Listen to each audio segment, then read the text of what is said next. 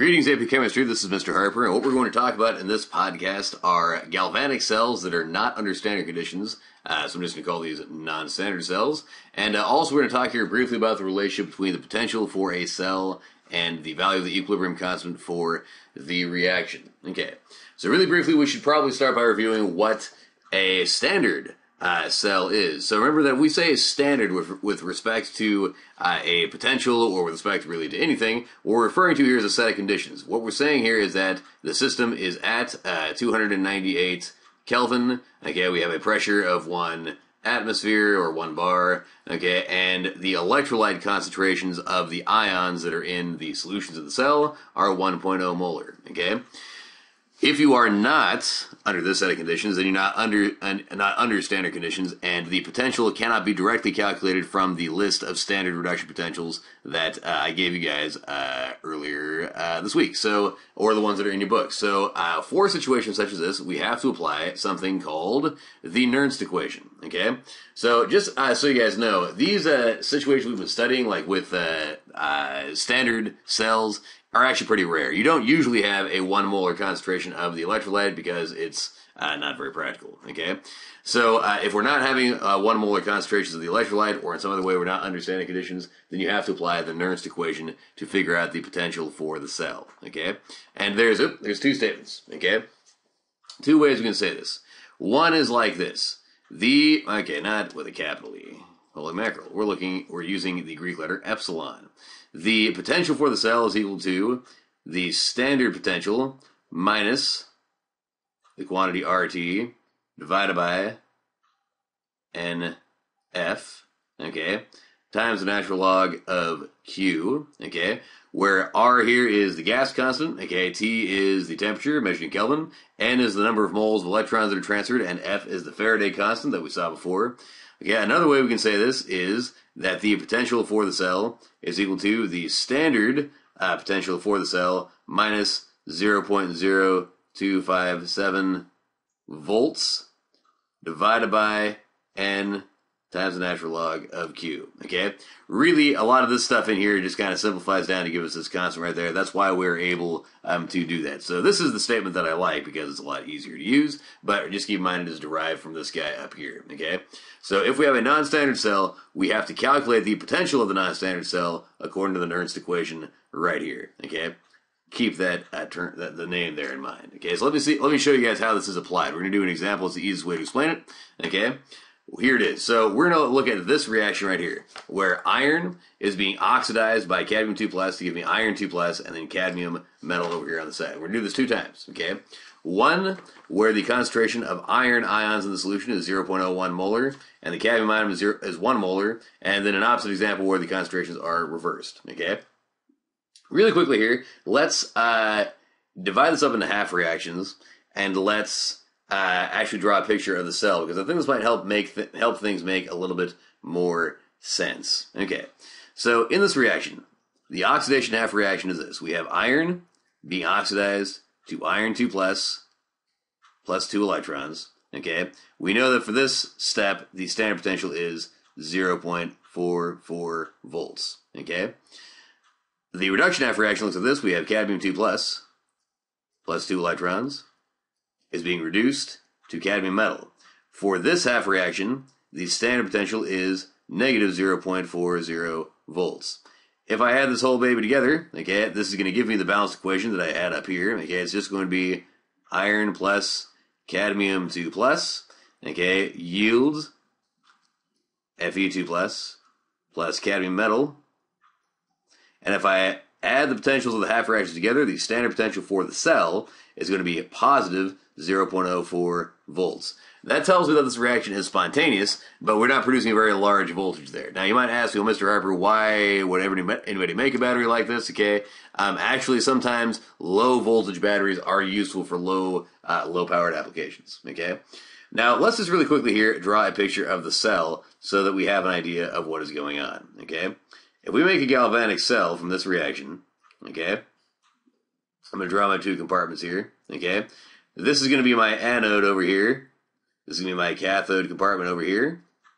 My anode half reaction is the oxidation. This is what's going on at the anode. Okay, this one right here is going to be going on at the cathode. So if I fill in some information, if I was drawing a diagram of the cell, I'd have to have an electrode over here, which is made out of iron metal. And then we'd have my electrolyte solution over here, okay, which is going to contain iron 2 plus ions, okay. Over here, we're going to have an electrode that's made from cadmium. I would have a solution here that contains cadmium 2 plus ions. These two compartments will be connected by a salt bridge, which I am really bad at drawing. And then we'd have to connect the electrodes here with a wire, and there's the diagram here of my cell, okay? Now keep in mind, in this cell right here, what's happening is oxidation. Iron from the electrode is being oxidized and turned into iron 2 plus ions. So over time, this ion concentration will be increasing. On this side of the cell, in the reduction half reaction in the cathode, cadmium 2 plus ions are reduced onto the surface here of the electrode. The cadmium ion concentration will be decreasing over time. Okay. So let's actually do some calculations here, okay? For part A, we want to figure out the potential for the cell under those conditions. So we're going to apply the Nernst equation, which looks like this. The potential is equal to the standard potential minus 0.0257 volts divided by N, where this is the number of electrons that are flowing, or the number of moles of electrons that are flowing through the wire, okay, times the natural log of Q, okay? Well, let's plug in what we know. The standard potential is 0.04 volts, okay, which we determined already. We're going to subtract 0.0257 volts divided by N. The value of N here is going to be 2, because 2 moles of electrons are flowing through the cell. You can see here that 2 electrons are liberated in the oxidation step, 2 electrons are used during the reduction step, and so 2 moles of electrons here are flowing through the wire. Okay, per mole of reaction. Times the natural log of Q. Okay, now here's the thing, guys. This Q thing is the reaction quotient, okay, for the reaction. Now, when we're figuring out what the value of the reaction quotient is, we gotta think a little bit here, right? This looks like an equilibrium constant, where what we're gonna do is Q is gonna be equal to the concentration of my products here to a power, whatever it happens to be, N, divided by the concentration of my reactants here to some power, we'll say M, okay?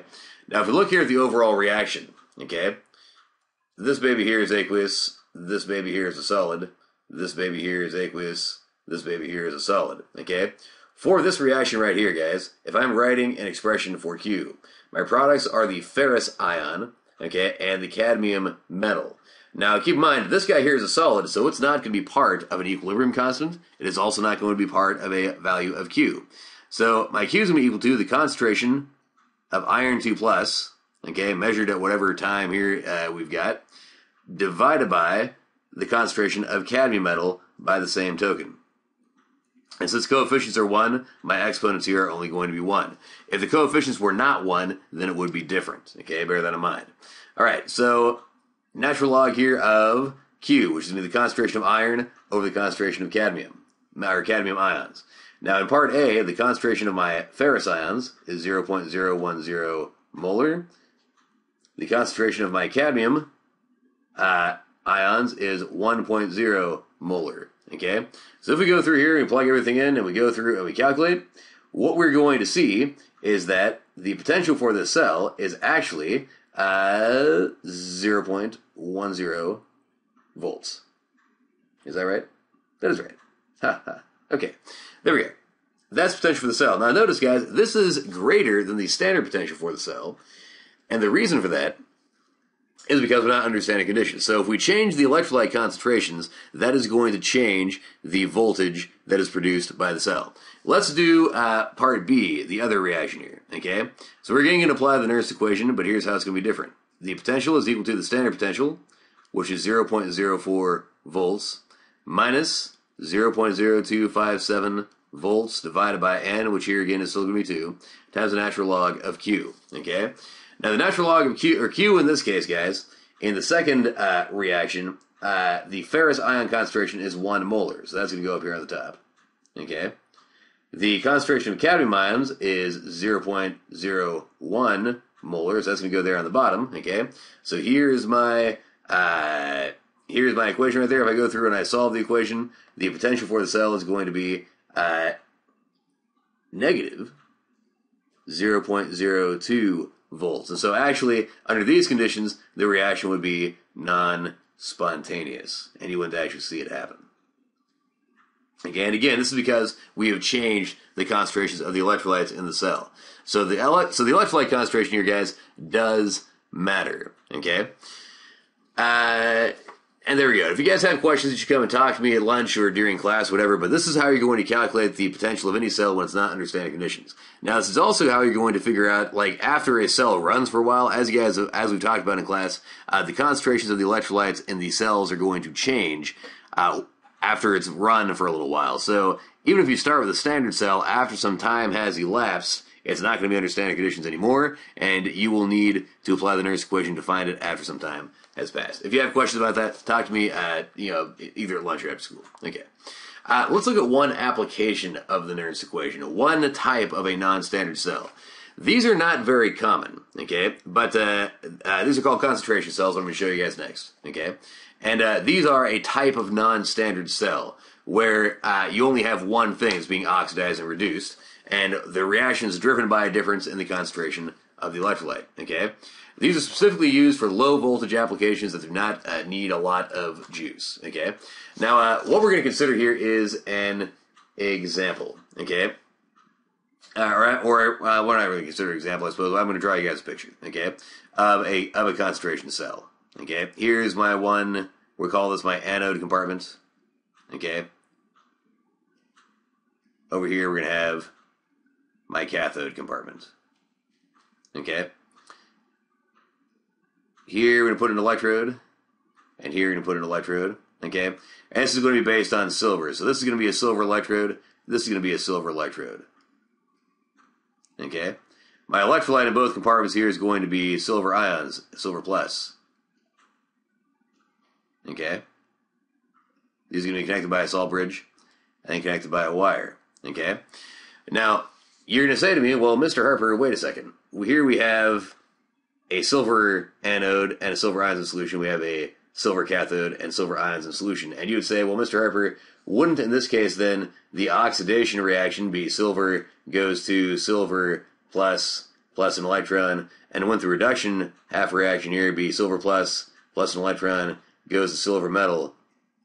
And wouldn't it be true that this half reaction has a potential of 0.80 volts, and this half reaction has a standard potential of negative 0.80 volts. And if I add this all together, I get a potential of 0 volts. So, Mr. Harper, how does this actually work? Well, here's the thing. This is not going to be a standard cell. In this particular example, what we're going to have here is we're going to have an electrolyte concentration on this side. Wait, is that right? Yeah, on this side of being 1.0 molar. And on this side, we're going to have an electrolyte concentration of 0.1 molar, okay? So this is not a standard cell, okay? This turkey here, guys, by the way, is not at equilibrium, okay? Now, what's going to drive this reaction, okay, is you can see that on this side, on the cathode side, we have a relatively high concentration of silver ions. On this side, we have a relatively low concentration of silver ions, 0.1 molar, okay? As the reaction proceeds, this silver electrode is going to be oxidized. The silver ions on this side of the solution are going to be reduced onto the surface of that silver electrode there.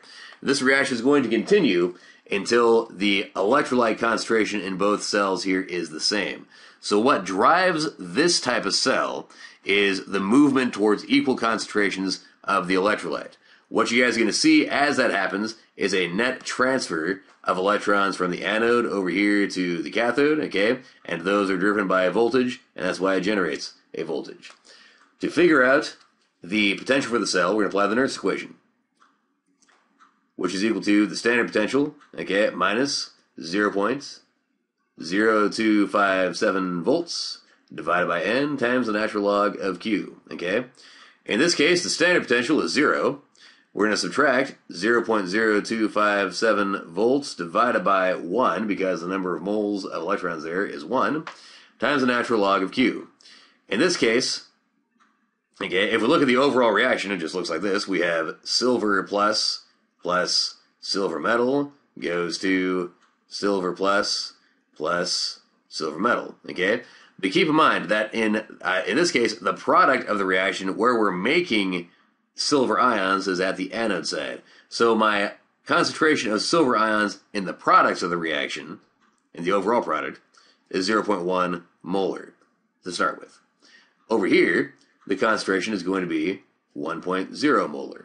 So if I calculate a value of Q, it's going to be this silver ion concentration, 0.1, divided by 1.0 molar. If I go through here and I calculate the value of the potential, it is going to be positive 0.059 volts. Yeah, okay? Now keep in mind that as this reaction goes, this electrolyte concentration will increase, and this is going to decrease. Once they become equal, then the reaction is going to stop, okay? So there we go. One application, one type of a non-standard cell that you may or may not see on the AP test. This is not really like that big a topic, but it's something you ought to be familiar with just so that you are not thrown off by it. Okay. One more thing, guys, I want to tell you guys about is very briefly the connection between the potential for a reaction and the value of the equilibrium constant for a reaction. Okay. And just to kind of so you guys know, the reason that a galvanic cell generates a voltage is, or well, not really the reason, but one, I guess one of the side effects of it is that it generates voltage, is that the system is not at equilibrium. The reason the reaction happens is that the system is trying to achieve equilibrium. Once equilibrium has been reached, the potential of the cell is 0, okay? So batteries, just like good chemists, never really die. They just reach equilibrium, and then at that point there's no potential, and there's no potential energy difference between the two electrodes, so electrons no longer flow, and the reaction stops, okay? So if you wanted to determine the equilibrium constant for a reaction, and you knew the potential, there's a variety of ways you could do that, but here is the shortest route. This can actually be derived from the Nernst equation. You can rearrange that turkey, and if you do, you will see that the natural log of the equilibrium constant for a redox reaction is equal to n, the number of moles of electrons that are flowing, times the standard potential for the cell, divided by 0.0257 volts, okay?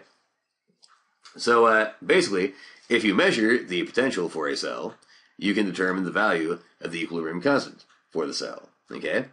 We're going to do one brief example, and then I promise we're going to be done. Okay, so we're going to figure out the equilibrium constant for this reaction right here that we have already investigated. We already know that for this reaction right here, the value of the standard potential is equal to 0.04 volts, okay? And then, yeah, okay. So let's apply the equation and see how it works. The equation you get, once again, is it says, it says natural log of K is equal to N times the standard potential divided by 0.0257 volts, okay? If I plug in the numbers that I know, okay, in this reaction we see there's 2 moles of electrons that are flowing, okay, so we have 2 up here, times the standard potential, which is 0.04 volts, divided by 0.0257 volts, okay? If you go through here and you calculate this baby out, you're going to get that the natural log of K is equal to like something like 3.1128 or something like that, okay? What that tells you if you go through and you solve for K, okay, is that K is equal to 22.48. K is greater than 1, so this reaction is product favored, okay, in the direction that it is written. That also tells us that the reaction is spontaneous, has a negative delta G value, and all that jazz. So as you guys have seen in class and on the podcast, delta G and the value of the potential for the reaction and the value of K are all interconnected. Okay.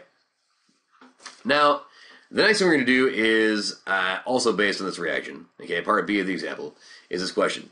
What are the equilibrium concentrations of iron and cadmium if the initial concentrations were both 1 molar? Okay.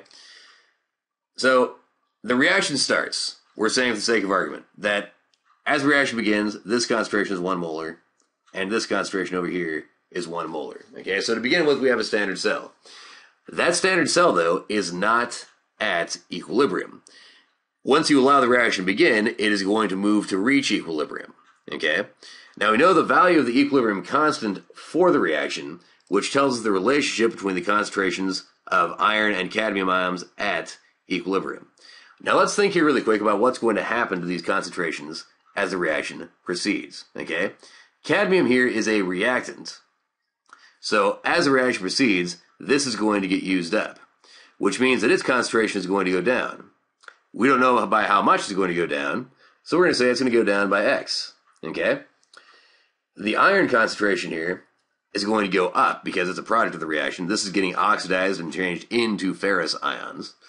This is going to increase in concentration. We don't know how much, but it's going to go up by X, we're going to say. Now, the reason these are both X is because it's a 1-to-1 stoichiometric ratio right there. So once equilibrium is established, this is going to be 1 minus X. This is going to be 1 plus X.